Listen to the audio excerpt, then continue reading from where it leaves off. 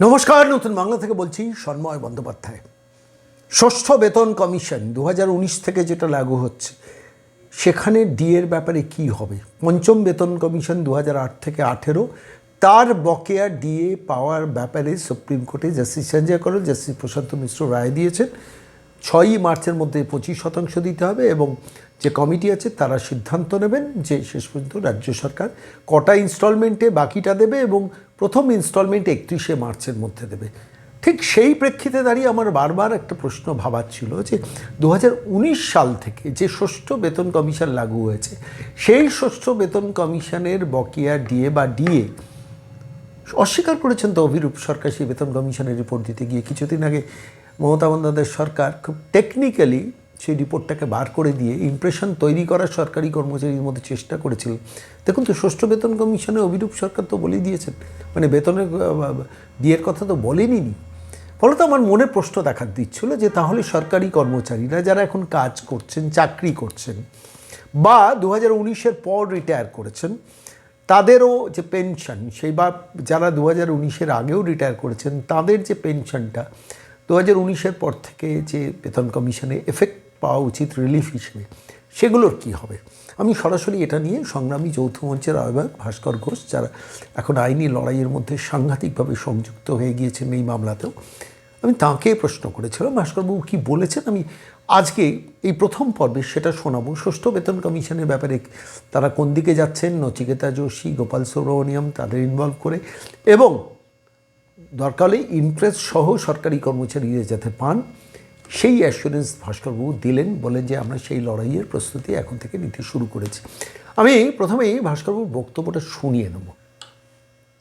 19 থেকে 26 এই পার্টটাতে তাহলে মানে এই ক্ষেত্রে কি হবে? সরকারি কর্মচারী বা অবসরপ্রাপ্ত কর্মচারী যে কি করবেন, মানে তাদের কি তাহলে আবার নতুন করে আইনি লড়াই লড়তে হবে? দেখুন, আইনি লড়াইয়ের একটা রাস্তা তো খুলেছে, হ্যাঁ, যেহেতু এআইসিপিআই কে স্বীকৃতি দেওয়া হয়েছে এবং সুপ্রিম কোর্টে এর আগে এইরকম বড় মাপের কোনো আইনি লড়াই ডিএ কে কেন্দ্র করে কিন্তু হয়নি।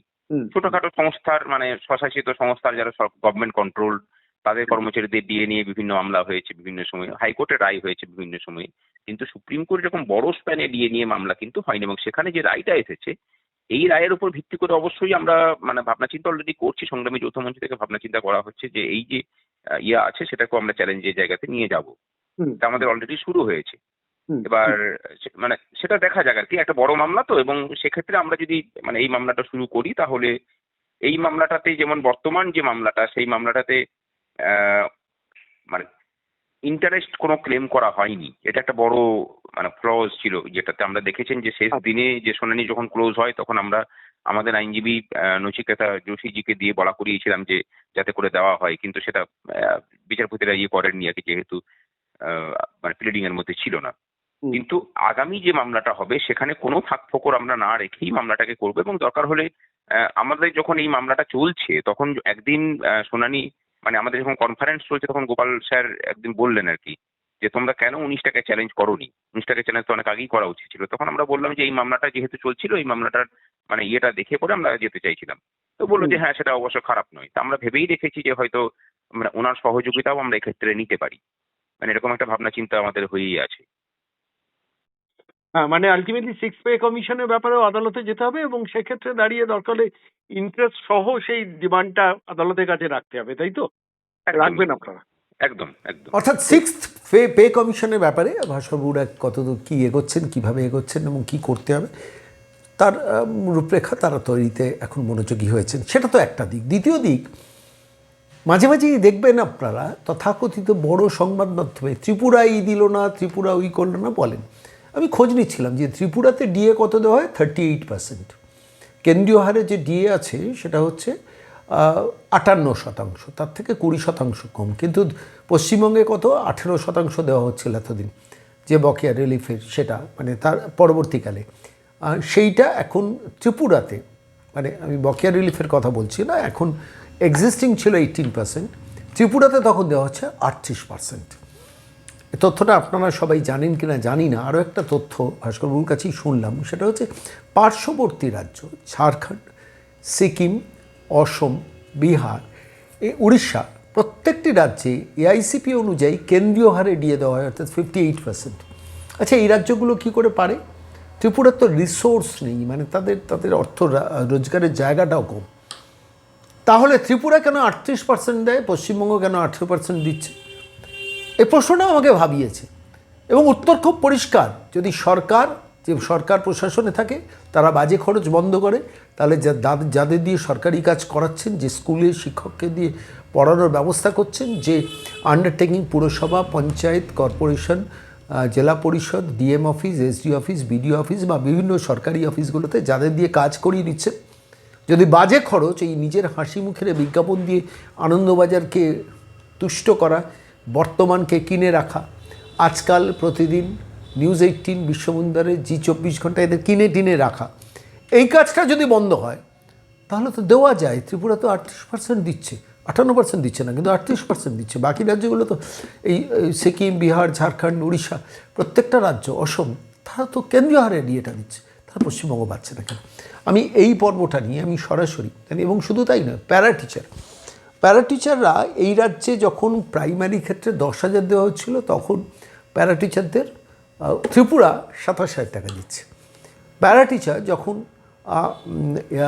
আপার প্রাইমারিতে এই রাজ্যে 13,000 দেওয়া হচ্ছিল, তখন ত্রিপুরা দিচ্ছিল 32,000 টাকা। তথ্যগুলো জানেন?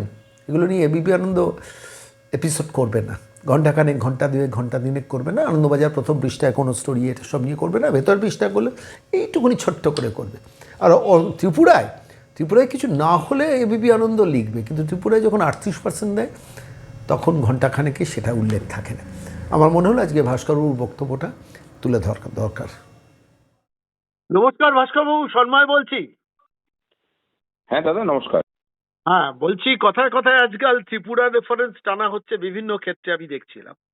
আমার আপনার কাছে প্রশ্ন, যে ত্রিপুরার মতো ছোট্ট রাজ্য এবং ত্রিপুরার মতো প্র্যাকটিক্যালি মানে রিসোর্সহীন, মানে তাদের নিজস্ব আয়ের জায়গাটা খুব কম, তারা এখন ডিএ কত দিচ্ছে?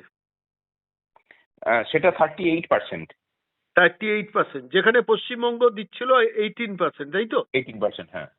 আচ্ছা, প্যারা টিচারদের ক্ষেত্রে ত্রিপুরায় কত দিচ্ছে এখন? প্যারা টিচারদের ওখানে দুটো ইয়েতে স্যালারি হয়। একটা হচ্ছে যে মানে প্রাথমিকের প্যারা টিচার যারা, তারা পায় 27,000 টাকা, সেটাই কনসলিডেটেড পে। আর আপার প্রাইমারির ক্ষেত্রে সেটা হচ্ছে 32,000 টাকা। এই 32,000 টাকাটাই হচ্ছে মানে কনসলিডেটেড পে। এর মধ্যে অন্য কোনো ডিএটিএ সবকিছু সংযুক্ত নেই। যেটা পশ্চিমবঙ্গের ক্ষেত্রে 10,000 আর 13,000, সেইটা ত্রিপুরায় গিয়ে 27,000 আর 32,000, তাই তো? 10.5, 13.5। আর ডিএটা যেখানে এখানে 18% ছিল, সেইটাকে ওরা দিচ্ছে 38%। হ্যাঁ। আপনি দীর্ঘদিন ধরে সরকারি কর্মচারী, প্রাইমারি স্কুলে শিক্ষকতা সবই করছেন।